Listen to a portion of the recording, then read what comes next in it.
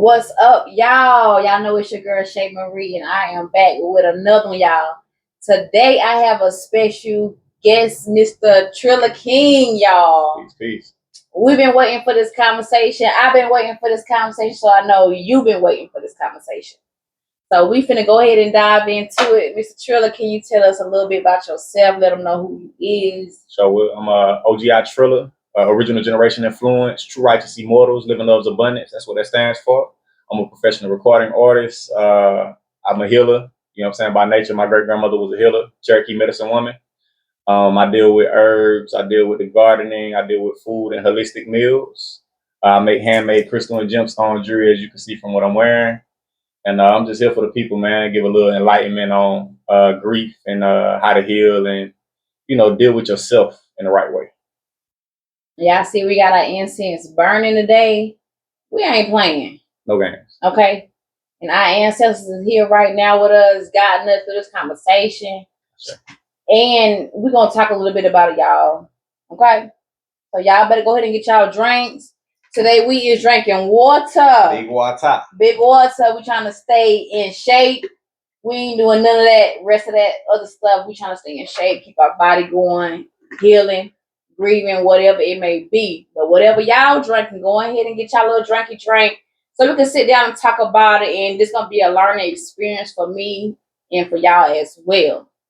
And I want to start also by letting people know I'm on day 16, maybe even day 17. No ganja, no drink. I ain't drink. I never been I drunk in my early 20s. Yeah. You know what I'm saying? I used to drink a little something. Matter of fact, before I was 18, I would drink. So by the time I got in my 20s, I was about ready to let it go. But I'm on day 18, 17 or 18, no ganja. No ganja. That's a big deal. Yeah. The last time was at my father's, the night of my father's funeral. Which was 2 weeks ago. You know what I'm saying? That Saturday night, that was my last time burning. And I got so much clarity, and I've been dealing with myself in a clear way. And I'm grateful for it, and I choose to share it with the people because I feel like it's the solution. It's the solution. As much as we party and we love to just put so much into these things that numb us down, we ain't gonna heal till we let go of all this shit and get grounded and sweat it out, bang on it. You gotta run to it and fight that shit. And you gotta sacrifice something, so you sacrifice that smoking. Yep, for sure. Okay, see, I be on it a little bit. Like, see, I'm learning. I am learning, y'all, and I tell y'all, ain't no need to get your panties in bunches or nothing about this conversation. We all is learning people, y'all. We have to learn. Don't nobody got everything figured out yet. We just pretty much learning as we go through life. And as far as that sacrificing, that's what I was thinking too. Like, that's what I want to sacrifice myself. Yeah. Because that means a lot to me. Yeah. It's a great heart opening tool. It's wonderful. Like, God just so good. But once again, we abuse everything. We've been abusing it so long to the point where it ain't been serving us in the way that it could potentially. You know what I'm saying? Right, because we just smoking just to get high, just smoking for that, and also every time you got a problem, I gotta smoke one. For that, every time you got something that you need to deal with and reason through, you run into the herb. That's not how it's supposed to be used. Not how it's supposed to be. Not to mention, we putting all this pork paper, the tobacco, the stuff that's on where we rolling up, what y'all rolling up in. Yeah, it's terrible. It's toxic. It promotes cancer. It ain't right. It's not right. So before I did quit, I was night smoking. I was only smoking raw hemp papers. I smoke organic hemp papers. That's what I was dealing with. But one joint will last me 2 days. So I smoke half a joint at night before I go to rest. Right. And that's how I was dealing with it then. But since I quit again, I remember my dreams pretty much every night. Yeah, I wish I could remember my dreams. You quit, you're going to see. I didn't remember my dreams because I didn't want my brother to come back to me so bad. And I have little dreams and make me feel like he coming back to me and he trying to talk to me. But being high every night, being high during the day, like you said, abusing it, you can't. It's not clear. You know what I'm saying? You're going to forget. You're not going to remember, type thing. I'm talking about every night I wake up and it be like this one. Like, I can remember more and more. But if you set the intention to remember, like before you go to rest, right, and you got a clear head, you're not on no ganja, no drink, no nothing, most likely you're going to remember every time. And, once again, grounding, going outside barefoot, You know what I'm saying? Focusing on your breathing, doing your inner work. All that's conduits to clarity.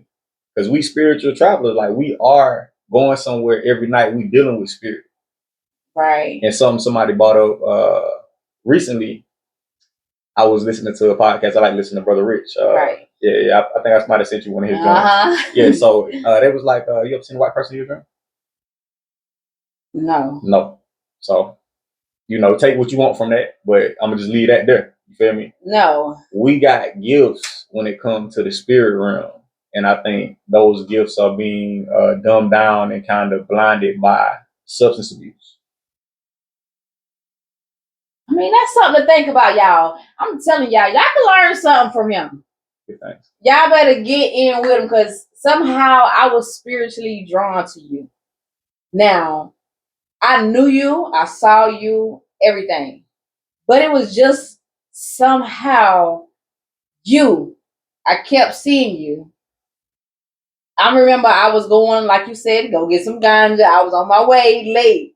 I saw you. Where? And I turned around. You was uptown. You was standing outside. Okay. And I turned around. It was just like spirit was like, girl, turn around. And I didn't even know what I was going to say to you. For real, for real. I think I came to your store that day. Yep. But I didn't even know what I really wanted. You know what I'm saying? I didn't even know. But it was just you. People are drawn to you spiritually. And they might not think like, I don't know, they might not believe in certain things, which I didn't believe in certain things. But now I have my mind open to certain things because the spirit really be trying to talk to you. Mm-hmm. But you got to listen. You got to listen. You got to listen. And somehow I was drawn to you. Give thanks. Like, and that's because, like I said, my great grandmother was a Cherokee medicine woman. She was a healer. And I didn't know that until I got on my journey myself. So I was gifted a crystal when I worked at Whole Foods in Charleston. By my friend who went to see her son in California. She gave me some sage and a Himalayan salt crystal. And that's where my path began. I got in the car one day and my crystal dropped and fell and broke into pieces. I'm like, oh man, I felt so powerful with this crystal. Right. And it's a protective stone. So I found a spot to go get more crystals. And at the place where I went and got more crystals, my mom actually went with me. Uh-huh. And she was talking to the owner. And the owner was saying, and mind you, it's funny because this store is in Charlotte. I ended up opening my store in Charlotte years later. Right. But she was telling my mom, like, he's an indigo child. And once again, when you talk about indigo children and rainbow children, we the keepers of the earth. We some of the people that's bringing back this medicine through podcasting and, the holistic meals and on the bike. People see me on, it don't matter what I'm doing or what we doing that's healing. As long as it's healing and it's good and you see it and you can take from it, take the meat, leave the bones, as my mom used to say. That's right. You know what I'm saying? But after I got knee deep in the journey, when I first started with crystal and stuff, I was hiding my stuff. I didn't want nobody in the house, because I don't know how they feel about it. Yeah. But when I found out later, which might have been 6, 7, 8 years later, that my great grandmother was the same sign as me. And she was also a Cherokee medicine woman. She was a healer. She dealt with the garden, and people would go see her for the work. It all came full circle and made sense. And I embodied it. So that's why you see me with my head high, like I know who I am. Right. So you basically passed down. Like it's basically passed down in y'all family the same things.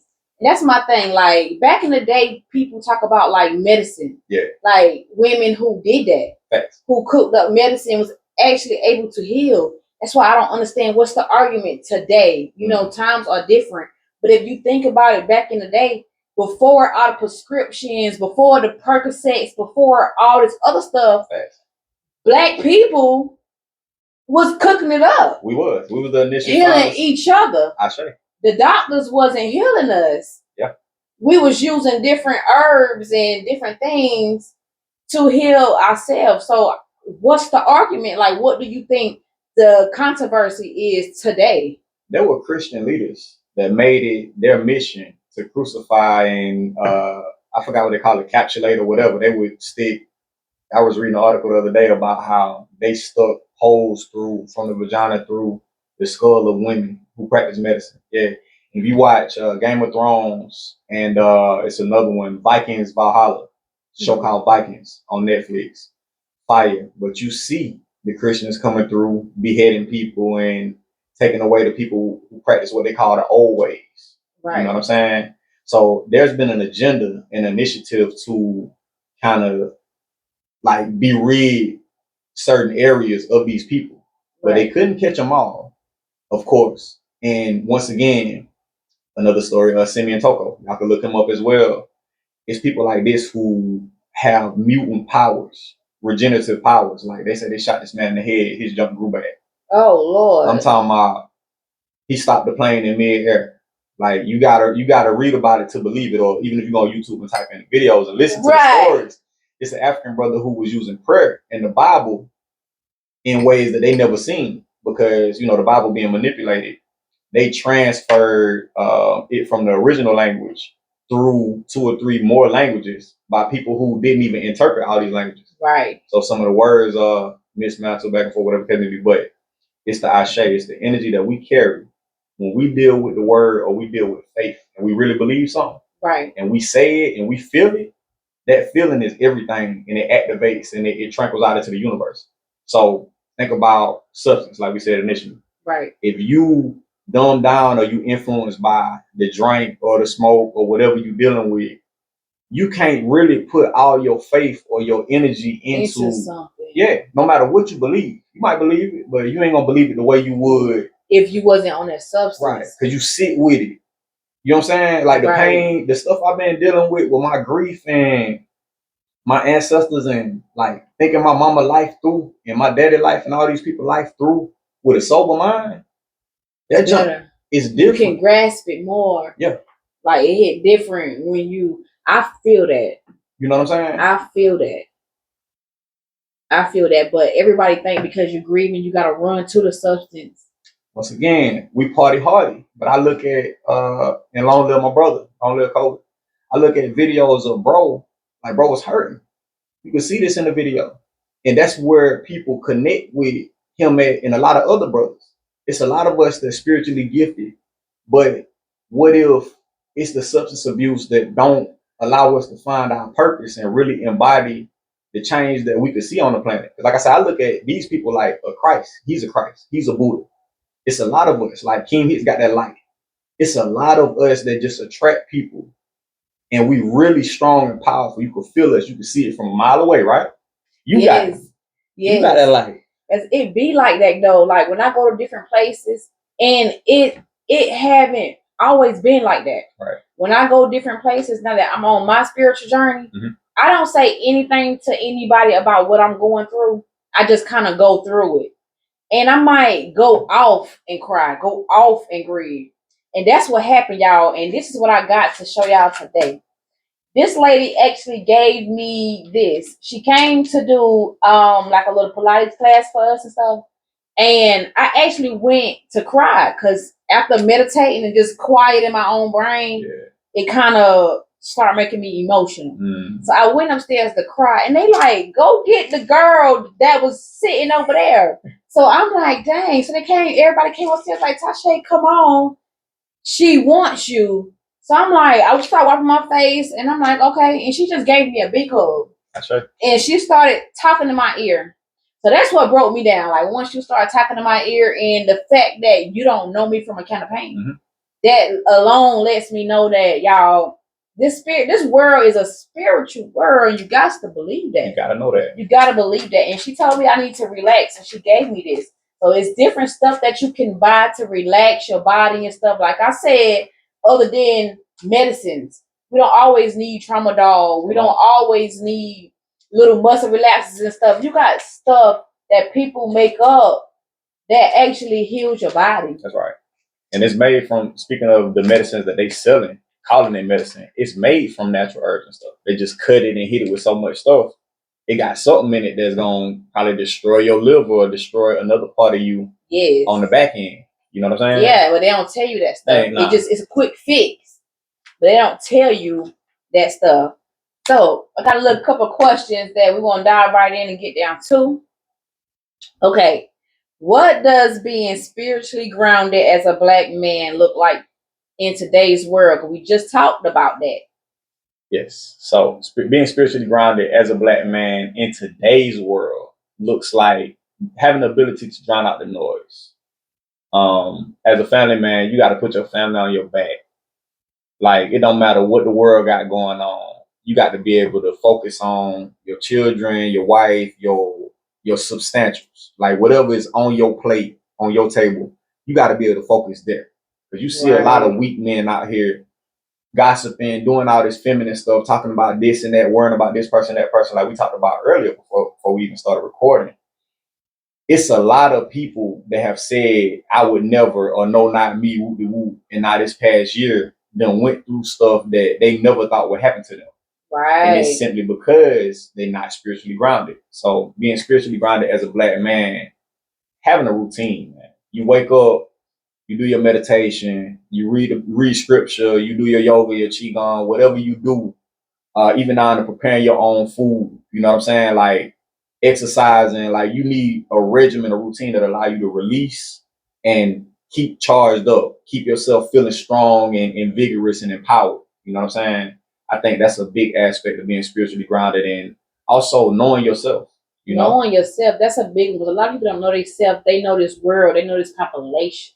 Come on. And that's a problem because you would never get down to who you really is. That's right. You would never get down to it.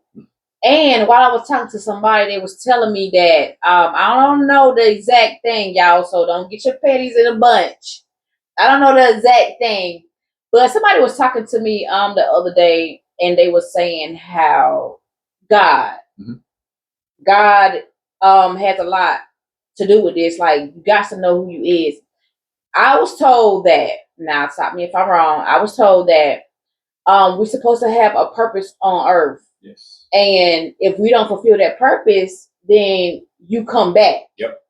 I have heard that. I've read that as well. Your spirit come back. Yes. Now, I've been on this little Bible right here. I'm telling y'all, I keep telling y'all, go get this little pink Bible.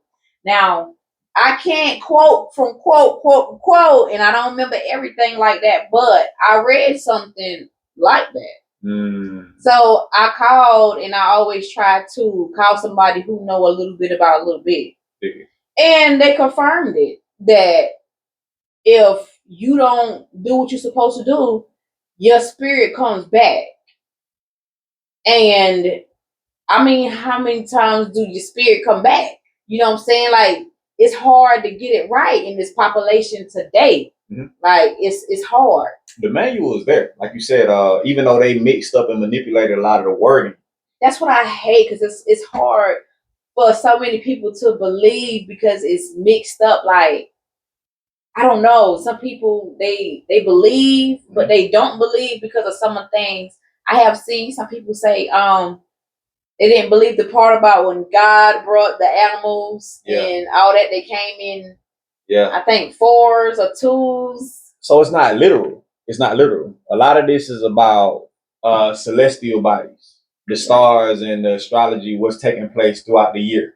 The cross is about the sun, and the sun is moving around that. You can do your own research on that. I ain't gonna get too deep into that, but the way we read scripture, the way I deal with the Bible, I randomly open it up. I've been doing this since I was younger. I open it up and eat. That's for me right there, whatever I open it to.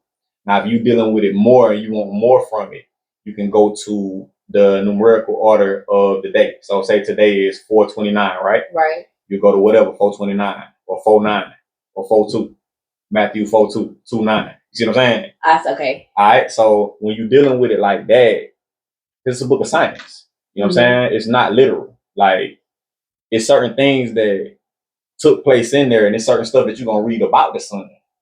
You know what I'm saying? When you read the missing books, like the book of Enoch, the book of Jubilees, etc., you're going to read about the celestial bodies. Like, it talk about it. I need to read the book of Enoch. It's 12 missing books. I seen you the audio where you can listen to them. But, see, this world is crazy. And most of us been brought up Christian, right? Right. So a lot of us don't even research. We just go off of what we've been brought up with. Just like my parents, anybody else's parents, when you live in that household, if your mother Christian, that's what you're going to learn about. Right. If they Baptist, whatever, that's what you're going to go to church, and you're going to go to a Baptist church. And it's the South. Right, it's the South. Up north, they had Muslims, you got Islamic, you got Hindu, Hare Krishna that you growing up with. So you exposed to more culture, you know, 5%ers and all that.